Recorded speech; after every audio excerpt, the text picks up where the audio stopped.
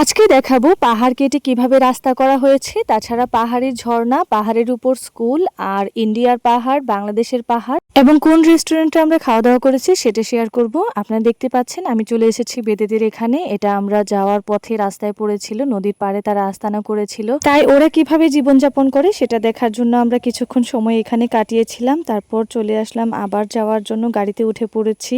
যেহেতু আমরা আজকে পাহাড়ে যাব, এই পাহাড় হচ্ছে বাংলাদেশের একদম উত্তর দিকে শেষ সীমান্তে, ইন্ডিয়ার একদম কাছাকাছি বর্ডারে অবস্থিত, সেই জন্য আমরা একদম পাহাড়ের কাছেই চলে এসেছি। এটা হচ্ছে পাহাড়ি সেই ঝর্ণা যেটার কথা বলেছিলাম। এটাতে আমরা নামার সময় পাইনি, কারণ আসতে আসতে আমাদের বিকেল হয়ে গিয়েছিল, আর পাহাড়ে যেহেতু অনেকটা সময় কেটে যাবে সেই জন্য আমরা তাড়াহুড়া করে পাহাড়ের উদ্দেশ্যে রওনা হয়েছিলাম। আর এই হচ্ছে সেই রাস্তা যেখান দিয়ে পাহাড়ে যেতে হবে।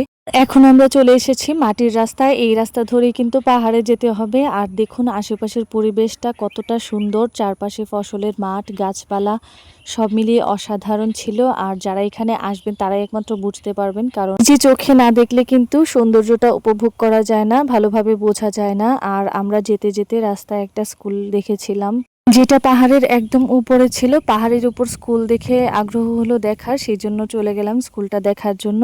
আর এটাতে ওঠার জন্য, স্কুলের উপরে ওঠার জন্য দেখুন কত উঁচু সিঁড়ি ছিল। আর এখানকার বাচ্চারা কিন্তু এই সিঁড়ি বেয়ে প্রতিদিন স্কুলে আসে, আর তাই ওদের কিন্তু ব্যায়ামও হয়ে যায়। আর দেখুন পাহাড়ের উপরে, পাহাড়ের উঁচুতে এরকম স্কুল কিন্তু দেখতে সত্যি অসাধারণ লাগে। আর স্কুলের ভেতরটাও খুব পরিপাটি ছিল, গোছানো, দেখতেই পাচ্ছেন আপনারা। এই স্কুলটা হচ্ছে গোপালপুর স্কুল, 23 নং গোপালপুর সরকারি প্রাথমিক বিদ্যালয়। এটা অনেক আগে স্থাপিত, 1941 সালে স্থাপিত হয়েছিল এই স্কুলটা। আর এটা পাহাড়ের উপরে অবস্থিত হওয়াতে কিন্তু দেখতে খুবই আকর্ষণীয় এই স্কুলটা। আর আমি যেই সময়টাতে এসেছিলাম সেটা স্কুল ছুটির একদম আগ মুহূর্তে ছিল, সেই সময়টাতে কিন্তু বাচ্চারা বাইরে খেলাধুলা করছিল। আর এই যে দেখুন নিচের অংশটা দেখে অবশ্যই বুঝতে পারছেন কতটা উঁচুতে পাহাড়ের উপর এই স্কুলটা অবস্থিত। আর এই স্কুলের মাঠটাও কিন্তু বেশ বড়। আর এই স্কুলের বেশিরভাগ ছাত্রছাত্রী কিন্তু পাহাড়ি এলাকায় বসবাস করে, মানে পাহাড়ের উপরে তাদের বসবাস, পাহাড়ের উপরে বাড়িঘর।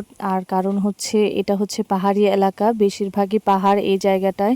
স্কুলে কিছুক্ষণ সময় কাটানোর পর আবার আমরা রওনা হলাম পাহাড়ের উদ্দেশ্যে। আর দেখুন আমরা একদম পাহাড়ে চলে এসেছি। আর এই সেই রাস্তা যেটা বলেছিলাম পাহাড় কেটে রাস্তা তৈরি করা হয়েছে। আপনারা মাটিটা দেখে অবশ্যই বুঝতে পারছেন এখানে কিন্তু পাহাড় ছিল, আর পাহাড় কেটেই কিন্তু রাস্তা তৈরি করা হয়েছে। আপনারা মাটি দেখে বুঝতে পারছেন। আর এটা কিন্তু অনেক উঁচু নিচু ছিল রাস্তাটা, কারণ পুরোপুরি সমান করা হয়নি। যেহেতু আমরা মোটরসাইকেল নিয়ে এসেছিলাম সেই জন্য কিন্তু আমাদের যেতে অনেকটা সুবিধা হয়েছে, না হলে অনেকটা রাস্তা আমাদের হেঁটে আসতে হতো। আর এভাবেই কিন্তু আমরা পাহাড়ের ভেতরে চলে এসেছি। এটা হচ্ছে বাংলাদেশের পাহাড়।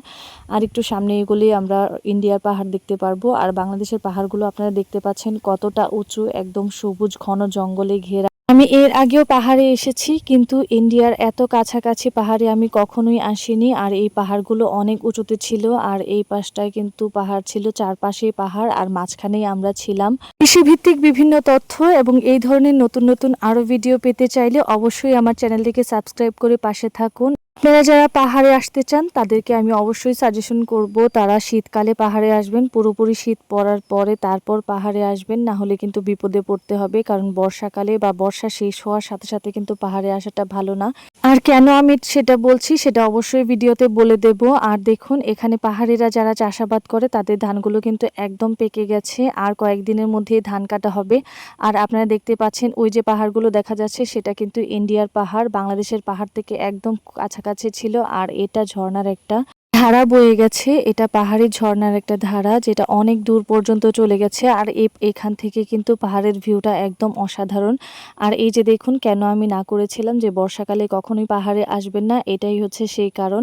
আমরা কিন্তু বর্ষার শেষেই এসেছিলাম, আর সেটা একদম শীতের শুরুতে ছিল। যেহেতু পুরোপুরি এখনো শীত পড়েনি সেই জন্য কিন্তু এই যুগগুলো এখনো যায়নি, একদম পাতায় পাতায় ভরা ছিল এই যুগগুলো। সেজন্য পাহাড়ে উঠতে গেলে পায়ের উপর উঠে আসছিল, সেই জন্য তাড়াহুড়ো করে আমরা পাহাড় থেকে নেমে পড়েছিলাম, পাহাড়ে উঠতে পারিনি।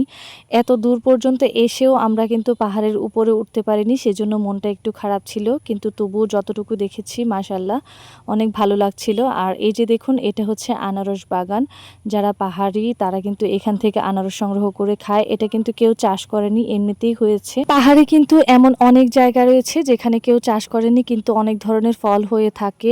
আর এটা হচ্ছে সেই রাস্তা, মাটিটার কালারটা একবার দেখুন কতটা সুন্দর। আর পাহাড়ের উপর অনেকগুলো বাড়ি ঘরও ছিল, যেগুলো দেখতে খুব সুন্দর লাগছিল আমাদের কাছে পাহাড় দেখতে অনেক সুন্দর লাগলেও এখানে থাকার কিন্তু অনেক অসুবিধাও রয়েছে। পানির অসুবিধা রয়েছে, বিভিন্ন সাপ, তারপর বন্য প্রাণীর ভয়ও কিন্তু এখানে রয়েছে। এর মাঝে যে ধান ক্ষেতগুলো আপনাদেরকে দেখিয়েছিলাম সেগুলো কিন্তু মাঝে মাঝে বন্য হাতিরা এসে নষ্ট করে দেয়, সেজন্য পাহাড়িদেরকে অনেক সাবধানে বসবাস করতে হয়। ফান্দা, গোপালপুর এই পাহাড়গুলোতে যারা ঘুরতে আসে তারা কিন্তু এই রেস্টুরেন্টে খাওয়া দাওয়া করে। এটা হচ্ছে ফান্দা ভ্যালি, একটা খুবই ভালো রেস্টুরেন্ট এবং ক্যাফে। এখানে কিন্তু অনেক ধরনের খাবার পাওয়া যায়, ভিতরটা দেখতে যেমন সুন্দর এবং খাওয়া দাওয়ার মানও কিন্তু অনেক ভালো ছিল। তো আজকের ভিডিওটি এ পর্যন্তই। সবাই ভালো থাকবেন, সুস্থ থাকবেন, আর ভিডিওটি ভালো লাগলে অবশ্যই লাইক, কমেন্ট, শেয়ার করে পাশে থাকবেন। ধন্যবাদ।